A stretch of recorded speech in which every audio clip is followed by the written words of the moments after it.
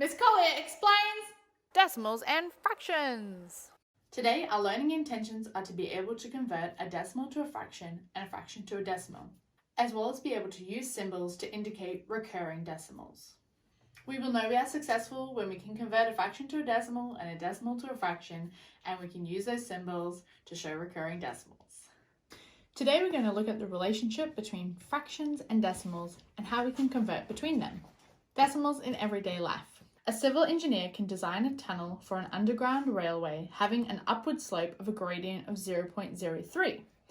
By converting 0.03 to 3/100ths, the engineer can then know that for every 100 meters of horizontal distance, the tunnel must rise by 3 meters. Decimals and fractions are both commonly used to represent numbers that are not simple whole numbers. And decimals and fractions can be used interchangeably to represent the same size of a number that is not a whole number. It is important that we know how to convert a decimal number into a fraction and a fraction into a decimal. Let's first look at converting decimals to fractions. When converting decimals to fractions, we use our knowledge of place value, and then we express the decimal place as a numerator over a denominator that has a power of 10. And of course, whenever we're doing fractions, we're going to simplify. Let me show you an example. Let's say I have 0.25. This could more correctly be said as 25 hundredths. That's because my last digit is in the hundredths place, and I can see that here on the place value chart. If I understand my place value, it is then super easy to turn a decimal into a fraction. All I have to do is write whatever number I have, which at the moment is 0.25. I don't need to write the 0 in front, as the numerator, and then my denominator is whatever the place value is, which my last number is in the hundredths, so I'm going to write 100. And as I said, this number here is more correctly said as 25 hundredths, and here as a fraction I can see that I've got 25 hundredths. And that's all we have to do. We just have to understand our place value and then we can put it into a fraction. But of course, once I've got it in a fraction, I should simplify. So here I'm going to divide by 25 on both my numerator and my denominator to end up with 1/4. And now I've converted 0.25 into 1/4 as a fraction. We have some different ways to figure out how to convert a fraction to a decimal. Now obviously if I have a fraction that is over a numerator that is a power of 10, it's really easy because we're just working backwards from what we just did. For example, this is 37 hundredths. That means the last number should be in the hundredths place. So if I say this is my ones, decimal, tenths, hundredths, put the last digit in the hundredths place, and then I've got 0.37. Really easy to convert. However, sometimes our denominator is not a power of 10. For example, here I've got 2/5, but I can see that I can easily convert it to a power of 10. So for this, I could do times by 2 on my numerator and denominator to give me 4/10. Now my denominator is a power of 10, and 10 is in the tenths column. So that is my ones, decimal point, tenths column. So my number is going to be there in the tenths, and I'm going to add a 0 beforehand. So that's 0.4. So if my denominator is not a power of 10, then I can see if I can easily convert it to a power of 10, and then it's an easy switch. My last option for converting fractions to decimals is kind of a fail-safe way that can work for anything. So if you have a denominator that can't be turned into a power of 10, like this, 5/8, then the simplest fail-safe way is to divide the numerator by the denominator. So that's 5 divided by 8. So here I'm going to write 5 and I'm going to put it under the bar and it's divided by 8. Now I know 8 doesn't go into 5, so I'm going to add this decimal and I'm going to add a bunch of zeros that I know might be useful to me in a moment. And now I'm just going to divide like decimals like I know how. 8 into 5 goes 0, 5 left over. I've hit a decimal point, so I'm putting the decimal point there. 8 into 50 goes 6 with 2 left over. 8 into 20 goes 2 with 4 left over. And 8 into 40 goes 5. So my answer is 0.625. So if I've got a random denominator, all I have to do is divide the numerator by the denominator, and that converts it into a decimal. The last thing I quickly want to recap is recurring decimals and how we can present them. Let's say I've got 1/3 and I'm going to divide 1 by 3. 3 into 1 goes no times with 1 left over. I've hit a decimal, so I'm putting a decimal point. 3 into 10 goes 3 with 1 left over. 3 into 10 goes 3 with 1 left over. 3 into 10 goes 3 with 1 left over. And you can get the idea that I'm going to be doing this forever.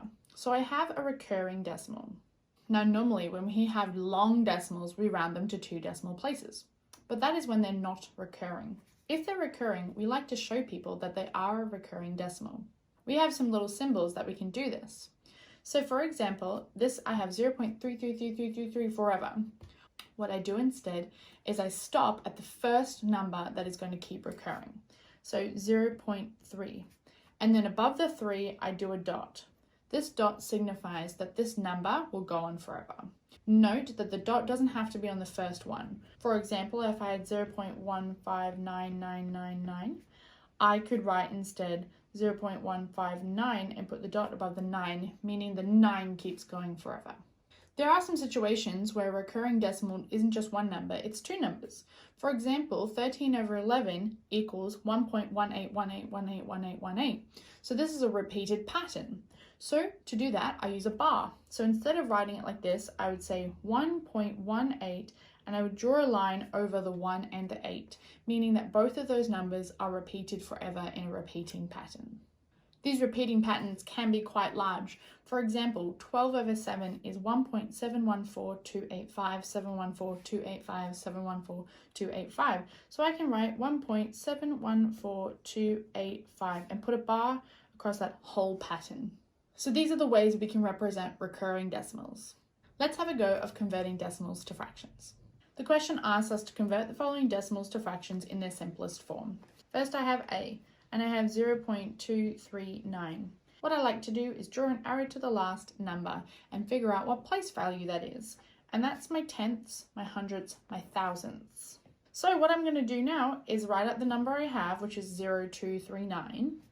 But I don't have to write the 0, I can just write 239, and I'm putting it over 1,000. Now, I should be writing out what place value it is and proving that I have a knowledge of place value and understand why this works.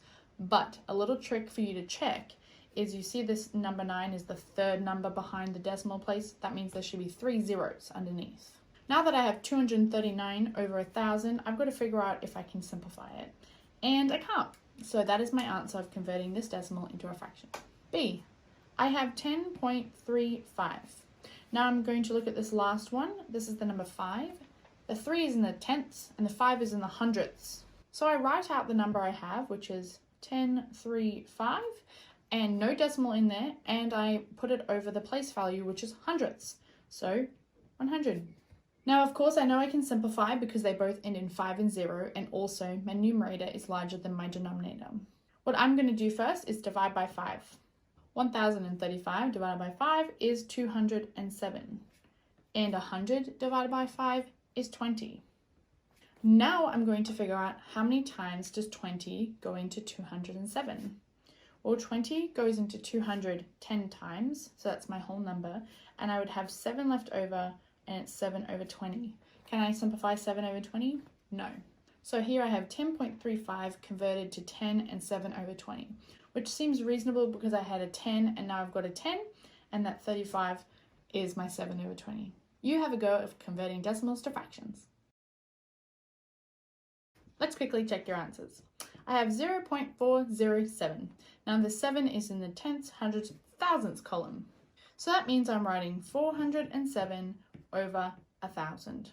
Can it be simplified? No, I don't think so. B, 7.45. Now this last number is in the tenths, hundredths column. So that means I'm writing 745 over 100. This can be simplified. First of all, I'm going to divide them both by 5. This gives me 149 over 20. Now my numerator is larger than my denominator. How many times does 20 fit into 149? Well, that is 7 with 9 left over and 9 over 20. Can 9 over 20 be simplified? No, I don't think so. I'm also checking if this is reasonable. I had a 7 in my question and a 7 in my answer. Seems pretty reasonable to me. Now let's practice converting fractions to decimals. Convert the following fractions to decimals. A, got to write out my question, 17 over 100. Now this is a nice easy one because my denominator is a power of 10 and it's a hundredths. So I'm going to write equals and then I'm going to draw out my place values. So I've got my ones, then I've got my decimal point, then I've got my tenths and my hundredths. And I know that this is a hundredths because it's over 100. And so I've got to put my last number in that spot, which is a 7. And then I'm working backwards, which is 1. I've run out of numbers, so I'm going to put a 0 in the front. So it's 0.17. B, I've got 5 and 3 over 5. Now 5 is not a power of 10, but I can easily convert it to a power of 10. So I'm going to multiply it by 2. I'm keeping the whole number the same. That's because my whole number can just sit in its normal place value of 1. I don't need to worry about it. It's just the fraction part I'm trying to figure out. So I'm timesing the fraction by 2, which is now 6 over 10. And 10 is a power of 10, so now I can easily convert them. As I said before, I've got this 5 and it's in the ones place value. So I've got my 5 is in the ones, then I've got a decimal, and then the next number is the tenths. So my last number in the fraction needs to go here, which is a 6. Perfect. 5.6. Lastly, C, I've got 7 over 12. Now 12 can't be converted into a power of 10 very easily, and so therefore I'm just going to divide the numerator by the denominator. So I've got 7 divided by 12. Now I know I'm going to need a bunch of zeros for my decimals, so I'm just going to fill them in now.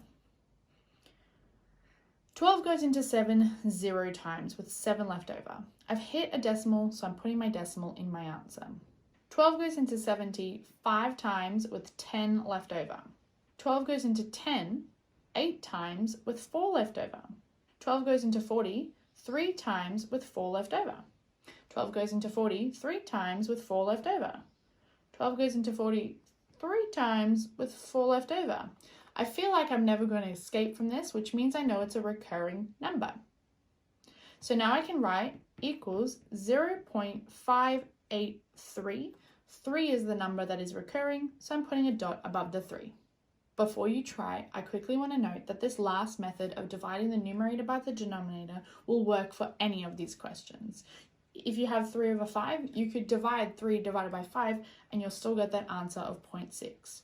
So this is just an easier way that we can quickly do it, but this method will work for all of them. You have a go converting fractions to decimals. Let's quickly check your answers. A is 123 over 1,000. Now 1,000 is a power of 10, so I can easily convert it. I'm writing equals and I'm doing my ones place, decimal, tenths, hundredths, thousands. The last number goes in the thousands. 3, 2, 1. I've run out, so I'm doing a 0. 0.123.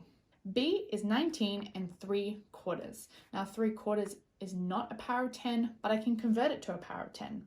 I'm going to multiply them both by 25 to give me over 100. So that's 19 stays the same, and I've got 75 over 100. Now for my decimal, the 19 is going to be in the tens and ones. Then I've got a decimal point. Then I've got my tenths and my hundredths. And the last number needs to go in the hundredths, which is 5, and then before that is 7. So I have 19.75. C is 5 over 6, and 6 cannot be converted into a power of 10. So I'm going to go 5 divided by 6. And of course I know I'm going to need a bunch of zeros. 6 into 5 goes 0 with 5 left over. I now have hit a decimal, so I'm putting a decimal in my answer. 6 into 50 goes 8 with 2 left over. 6 into 20 goes 3 with 2 left over. 6 into 20 goes 3 with 2 left over. 6 into 20, I think I've hit a recurring decimal. So I'm done.